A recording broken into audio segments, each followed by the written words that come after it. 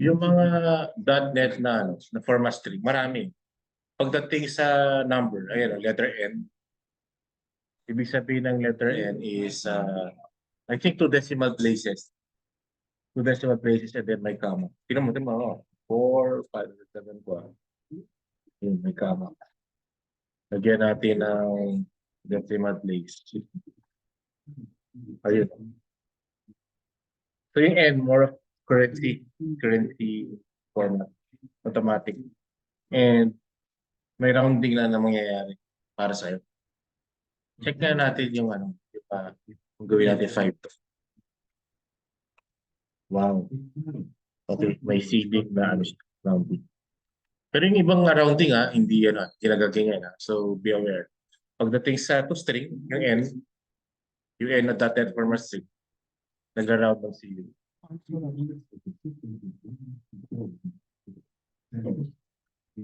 Okay. I demonstrated an example with date and time values. Another example. This time with numeric values, the expression format. Ito, hindi na to. Ito, I think a .NET format string pa rin tawag dito, no? Kapag ganito, ibig sabihin, ipapad niya lang yung number. Pero dapat, ang ano mo, ang volume to format is a number. Kundi mag-error yan. I think,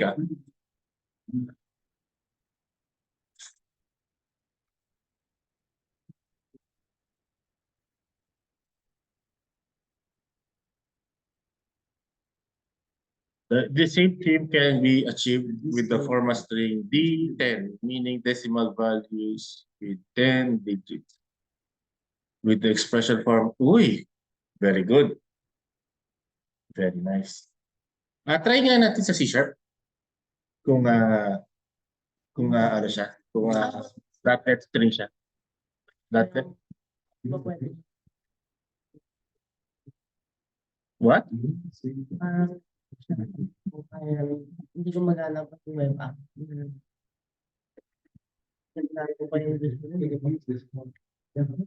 yan. Baka hindi may hindi ka na-install. So 20 dot to string. Okay, tapos D10. Galing! So .NET format string pa na. Pareho tayo, Brad. Mahilig din sa neck exercises. Stretches. Ako rin. Mahilig din ako sa neck para ano. Yeah, ginagawa. Drill up. String splitting. T-SQL supports a table value function called string split. Okay? Bakit table value? Kasi ang return niya, isang row, isang column, multiple rows. One or more rows pala. Okay? That accepts a character string with a separated list of values provided as the first input.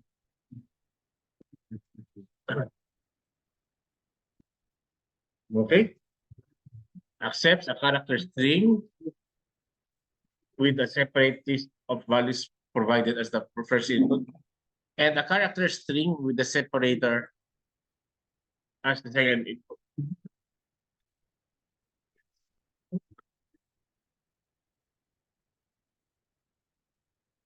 And returns a result set with a column called value, holding the individual split strings. This function supports all character string types for both input, regular, and Unicode. The type of this result value column, which is actually named value, is and varchar. If the first input is Unicode character, and varchar otherwise. Okay.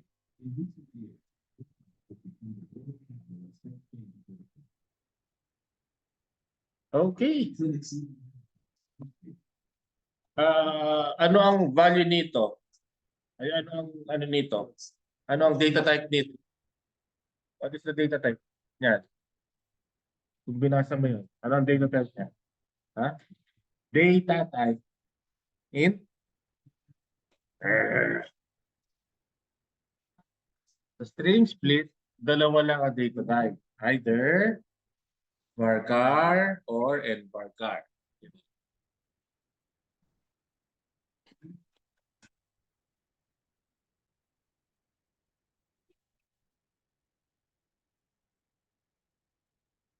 Sabi yan eh.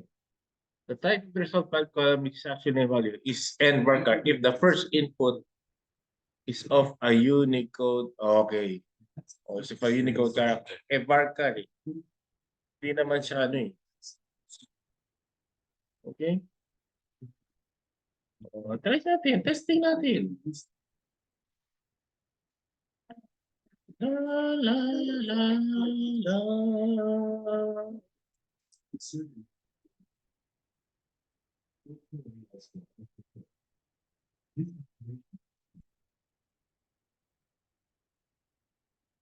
Okay. Uy, okay yung common, ako yung ano, yung single quote galing sa 761. Di ba sa 483 hindi ano? Okay. Tapos try natin yung tawag dito.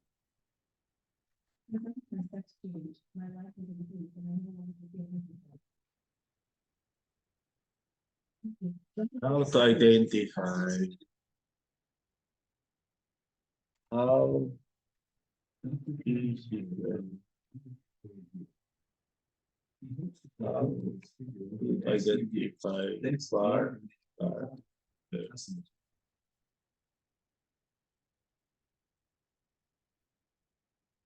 Ay, hindi. Tama.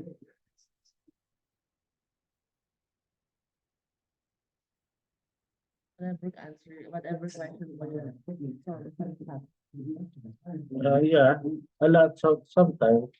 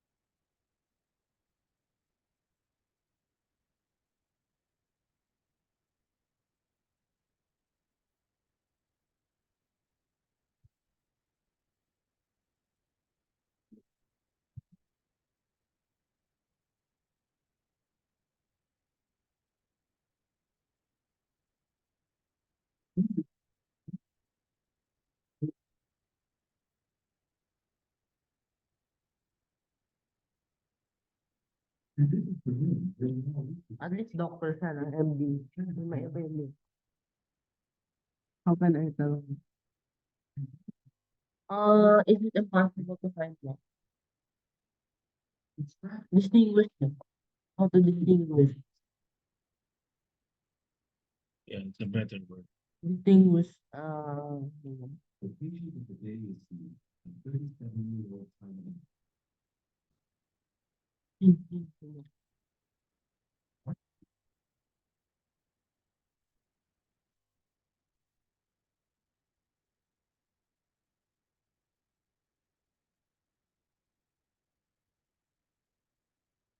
Ano natin alamin? Isa ganon.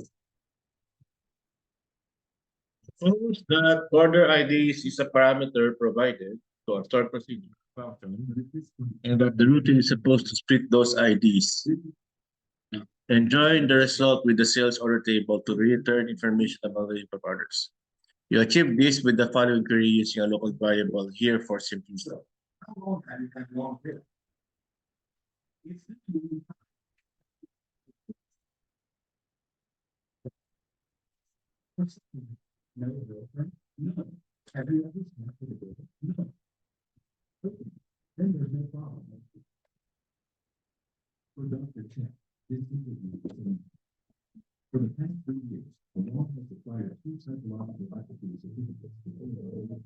So, brother, simple lang to. Okay? Kailangan mo pa kayang i-cast?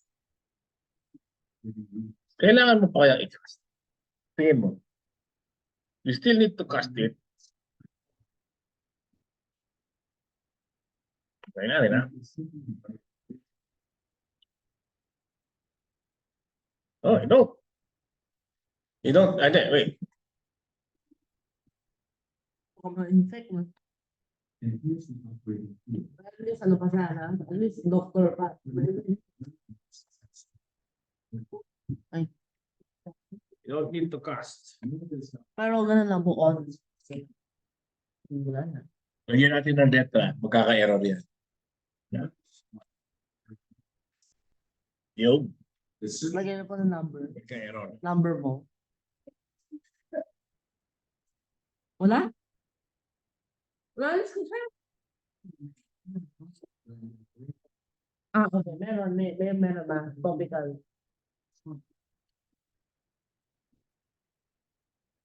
I cannot imagine doing that.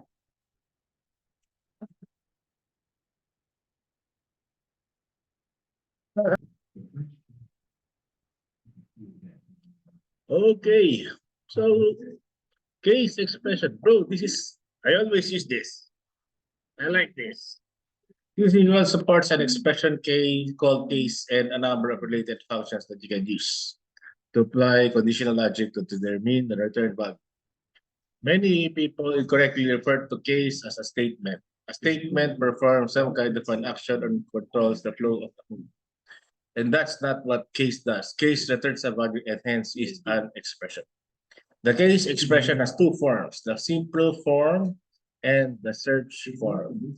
Here's an example of the simple case form issued against the sample database T-SQL v4. Okay.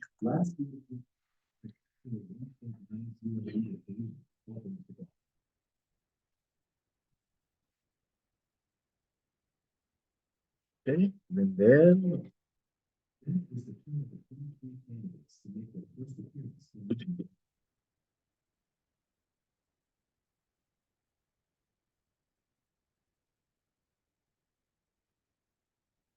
alam mo kung magkano to?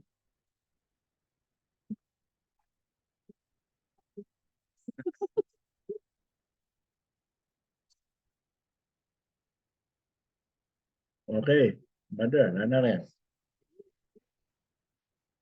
Okay, discontinued. Ang discontinued natin is bit. See? If it's 0, it's no. If it's 1, it's yes. Wala nalaman. Okay, case is an expression, okay? So it returns something. Yun. Unknown. I'm not sure if it's going to return unknowns since bit chat and not null. So I think you just need to remove this one. No need to put else. Okay.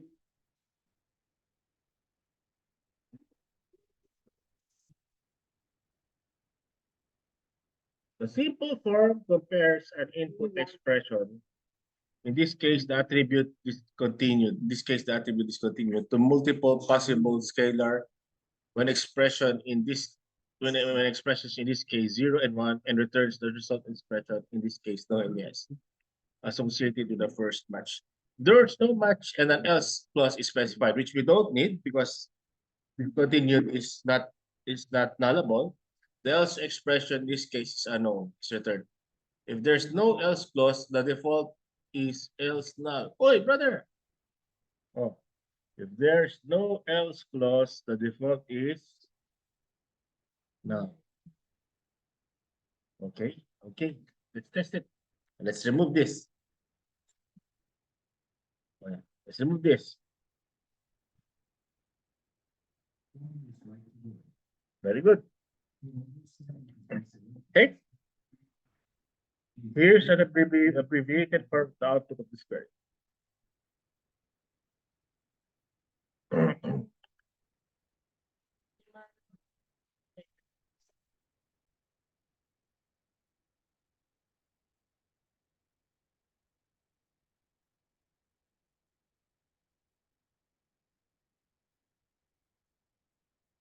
Okay, the search form of the case expression is more flexible.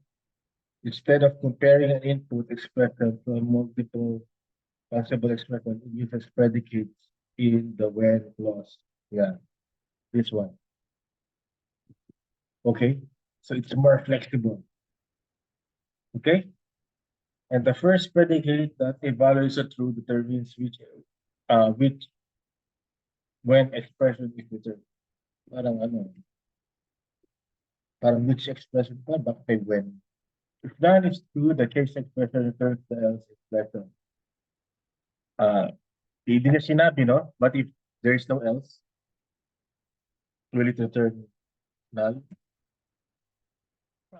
Find out. Find that out, okay? In this example, the case expression returns a discrete from the product's unit price string. When the unit price is below $30, it returns low. When it's $20 or more and below 40, it returns medium, and when it's 40 or more, it returns high. There is an else clause for safety. The input is null. The else expression return is a. Notice that the second, when predicate, didn't need to check whether the value is 20 or more explicitly. But notice that the second when, the second when, predicate didn't need to check whether the value is 20 or more explicitly. That's because the when predicates are evaluated in order, and the first when predicate did not evaluate to. Here's an abbreviated form of the output of this query.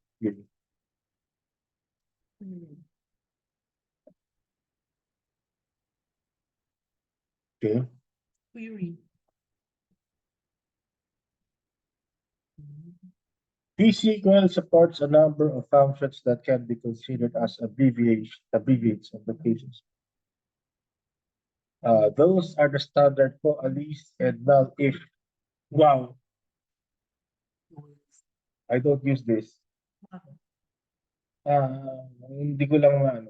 And the non-standard is null IIF and choose this. I use 1, 2. This instead of instead of IIF, I use case. I know IIF, ang compatibility niyan is 110.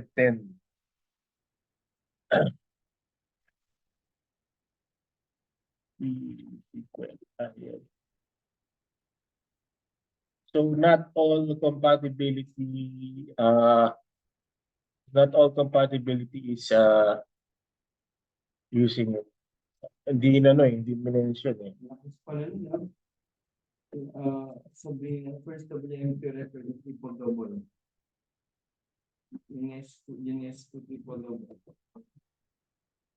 Becomes first WMP with a 30-point triple double. Okay, no. Greatest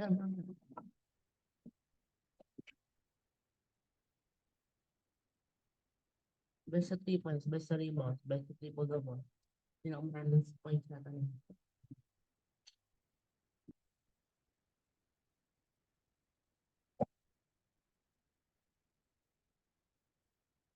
Tingnan mo to.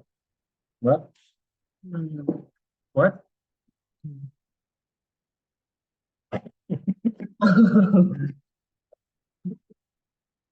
Ito yung sinasabi sa'yo. Select, if, 1 is equal to 1, then A, else B.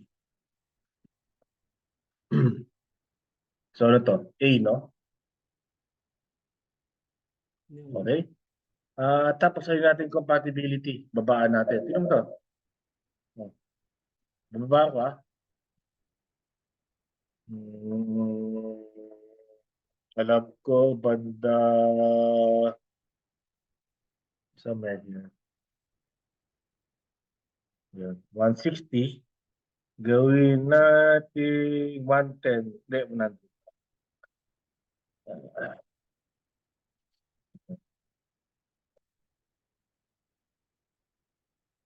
Boop. Pwede pa.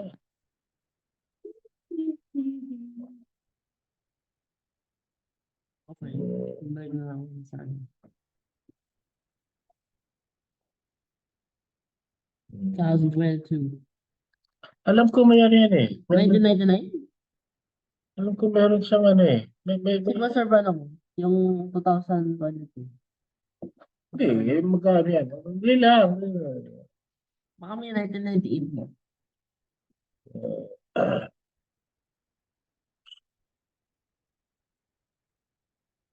Ulit.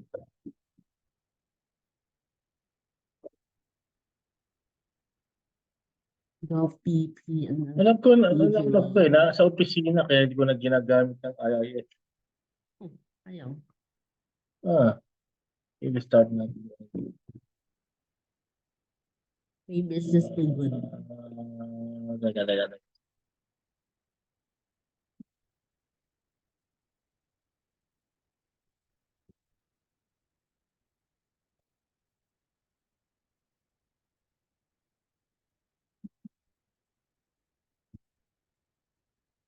Teka.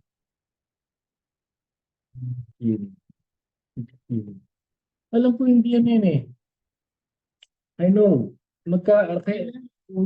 Kaya ako nagkikase mo yun.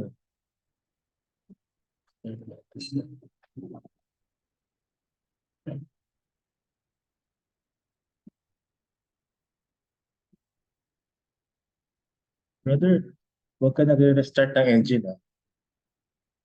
Anong ginagawa ito ginagawa? Bago. Dangerous. Bago. It can corrupt database. So ito corrupt your computer. Yeah. Ito hindi na po magamit. Yeah. Hindi, yung engine yung database na. Option. Dito yun eh. Function. Yung sa binabar, no? Nag-start niya. Anyway, Next mo masyado. Gawin na po 2024. SQL. T-SQL. RIF. Um,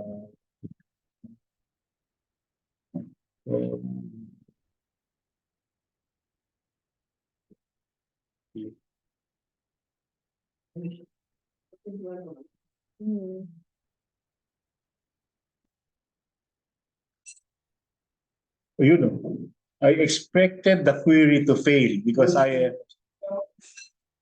does it fail?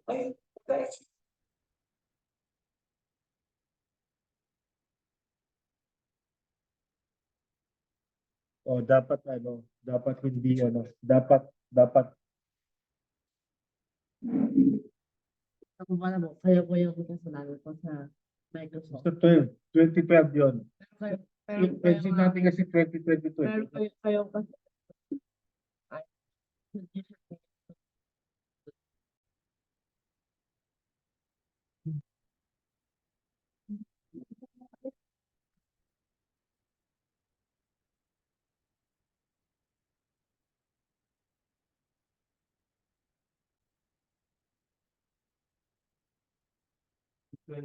No? Yes. Ay, T-SQL supports a number of functions. Okay, the coalesce function accepts a list of expressions. At input and returns the first that is not null or none if all are not. Or not if all are not. That's lang. Was whatever. So, brother, yung coalesce brother, parang it's not lang. Ano? Hanggang ilan? 5 million. Ay, wala. Gusto mo, check mo tete. Okay? A typical use of coalesce is to substitute another something else. For example, the expression coalesce returns legion if it's not null, and returns an empty string if T-SQL supports an unstandard function called isna. Ayun ang ginagamit ko. That's verbose. That you can learn. That's best. Yeah, More readable. yeah. Understandable. Pero hanggang isa lang yung ano. Hanggang isa lang yung checking niya. But it's a bit more limited in the sense that it supports only two inputs, like at least it returns the first input that is not null. So instead of coalesce, you could use istal. If there's a requirement to use a standard code in the application, coalesce. Okay. There are a few interesting differences between coalesce and istal that you should be aware of when working with its function. One is which input determines the type. Okay. Type of the output daw, ah. So yung ano, so this is varchar. This is varchar 10. So select coalesce xy as coalesce is now. Okay. Moment of truth. The output ng code. Okay. Okay. At 1, 2, 3. Ah. Ano kaya? Yung pinakamataas na length? Yung pinakamataas na length ang ano? Ang kukunin ng coalesce. Samantalang kung ano yung umpisa, yun yung data type. What do you think? Hindi ko na binabasa, matagal ko na hindi binabasa to eh. Kaya ngayon ko lang, dahil pupunta ako dito sa bahay nyo, ngayon ko yung nababasa ulit. So what's the observe that the type of coalesce expression is determined by the returned element. Whereas the type that is now expression is determined by the first input. Okay? The other difference is when you select into statement which writes a query result into a target field, including creating the table. Suppose the select list of a select into statement contains the expression coalesce versus is null. So ang coalesce, kukunin niya yung return. Yung return. So kung null to, yung data type na ito. Okay? Basta kung ano yung i-return yun yung data type. While is null, so data type na muna is ganito, ang i-return niya yung data type na muna. If the source attribute column 1 is defined as not null, both expressions will produce an attribute. Yeah, of course. There's a table defined as not null. However, if the source attribute column 1 is defined as allowing nulls, coalesce will create a result attribute allowing nulls, whereas is null will create one that is allowing null. So, brother, ano lang to? Yung brother, ito kung nullability ng column. Gets mo? Ay natin. Hindi ko alam kung focus ka o hindi. Nagblalalag mga Ay natin. Ano natin. Meron tayo ng nawag. Yung database na puro yun. Wait. Now, ayun, yung cost ID, nalabas yung cost ID. Okay? Select into DBO. That's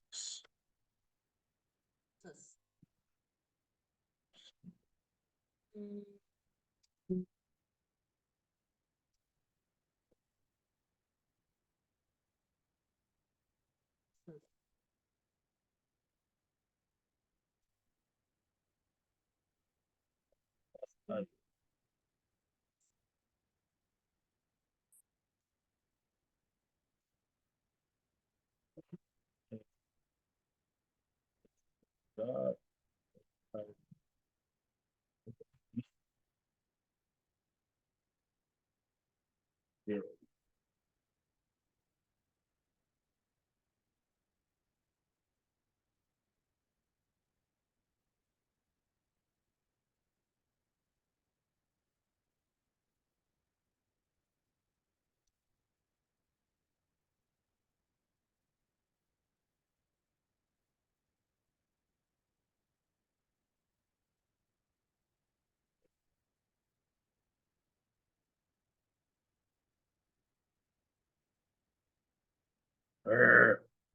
I'm panicking. It's not working.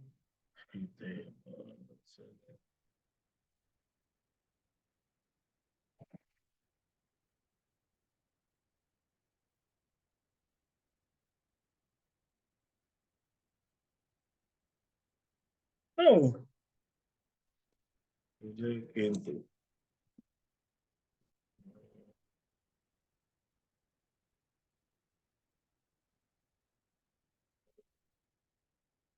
Into new table. Dito.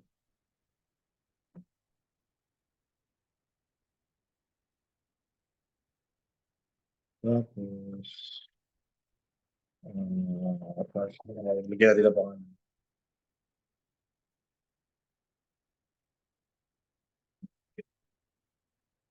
At incorrect syntax.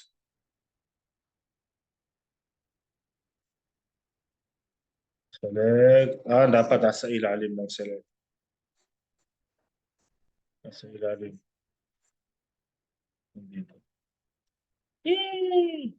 Bakit nag-error? Do you have correct syntax?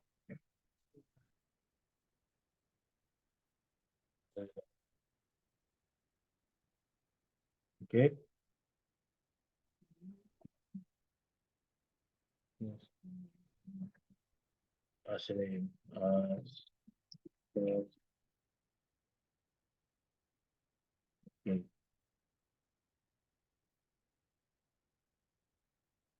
And then, brother, moment of truth. Sa COA list daw, sa COA list,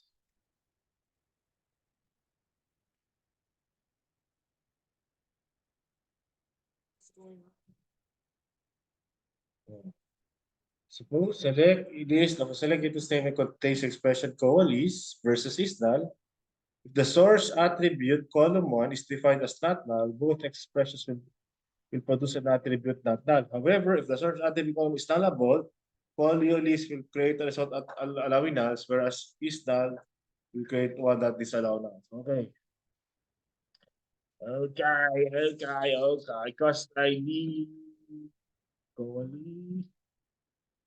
And then, wala, Brad! Paano yun? Ito, is null. So, ang ano nito, ang output nito, yung bagong table, dapat yung is null cast ay not nullable. Okay? Five. A moment of truth. Wala, baga yun. Baga yun.